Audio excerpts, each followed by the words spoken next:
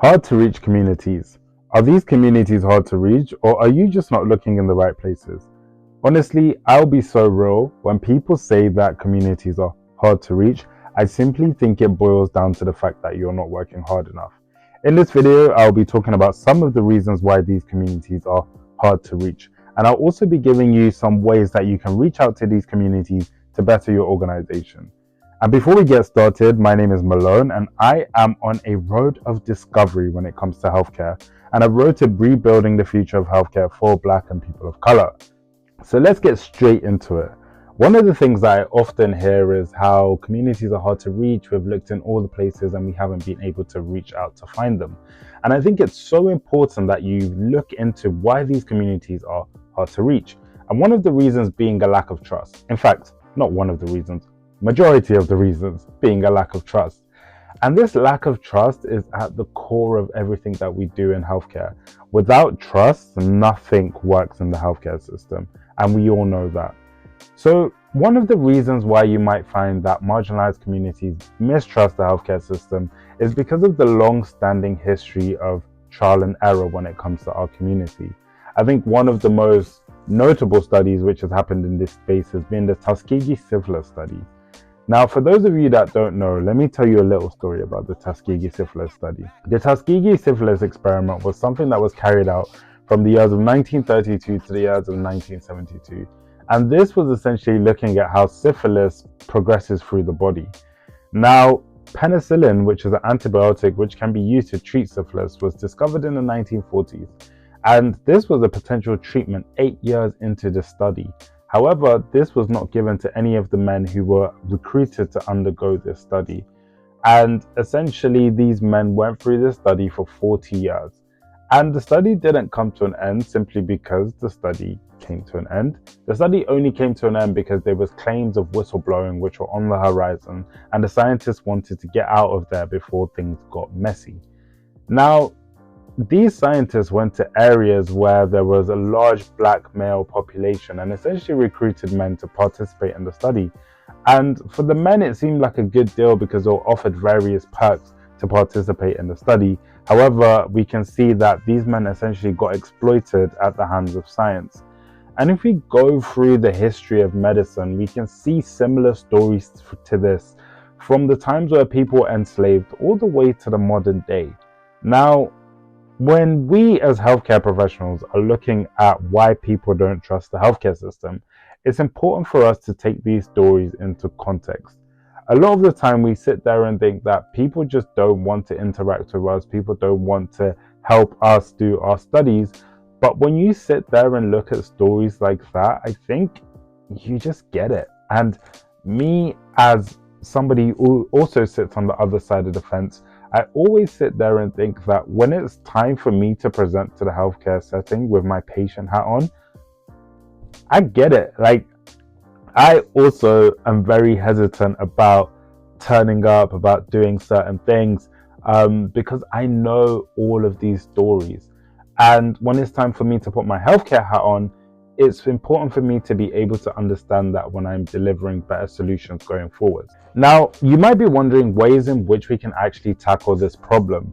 And one of the ways that we can tackle this problem is by turning up where people are. Now, I know you might have heard that turning up where people are, go to the churches, go to the mosques, go to the synagogues, go to every single person where you will find these people. And I think that is great advice. And yes, turn up to where people are in the physical. But it's also important that we also turn up to where people are on the internet as well. I always say that I think you would have more effect reaching out to people almost direct to consumer on the internet in spaces where people already are. So if we take, for instance, just a random fan page about Beyonce, it is likely that you will find people who are like Beyonce in that fan page. And being able to reach out to these communities through means like that. Of course, you have to get creative, and I'm sure a Beyonce fan page might not be receptive to healthcare information, but I hope you get what I'm trying to say. Secondly, I think it's also so important that when you do turn up in these spaces, that you don't immediately think that you're going to get respect simply because you come bearing an NHS logo or a hospital logo. This often sometimes can be the reason why people actually don't trust you, because they think you're one of them. And I think it's important for you to realize that when you're turning up into these spaces, that you're going into other people's space and this isn't your space. So it's almost getting an understanding, building a rapport, and knowing where you can and you can't almost overstep.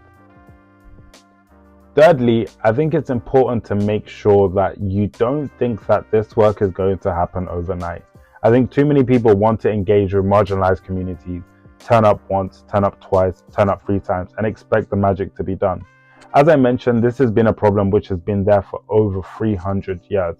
And thinking that you can undo 300 years of mistrust with 3 appearances is, yeah, you fill in the gap yourself. So it's important to make sure that you acknowledge that this work is going to take time. Great examples of where I've seen this working is, for instance, there's a company in America called LiveChair Health. And LiveChair Health is amazing because they bring the barbershop and healthcare together. They train barbers to be able to do medical procedures such as taking blood pressure, being able to advise people about their healthcare as well.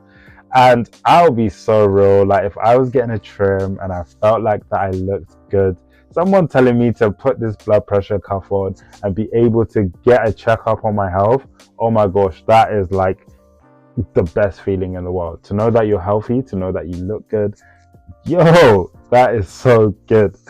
And I think my favorite thing about LiveChair Health is just direct to community. They are where people are. They are interacting with men in the spaces where men feel safe. And that's why they're able to engage a community who is hard to reach. So I think when you're designing your next project, when you're designing your next plan, make sure you take some of these things into mind. How can you make sure that you're meeting people where they are? Are you meeting people with genuine sincerity, or are you there to just almost steal resources from this community? And making sure that you are actually committed to the long game.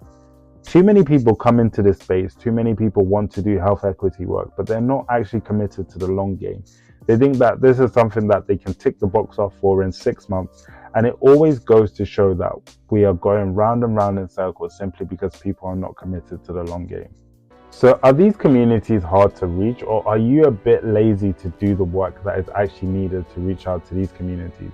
I think it's important, if you want to see health equity work being carried out, it's important that you commit to the long game. It's important that you show up where people are. And it's important that you build a rapport with these communities. It's a shame that the last 300 years might not be your fault. However, the next 300 years, it definitely is our responsibility to be the ones that implement and be the catalyst to the change. So are you going to be part of that catalyst, or are you going to sit on the sidelines because you're too lazy to create that change?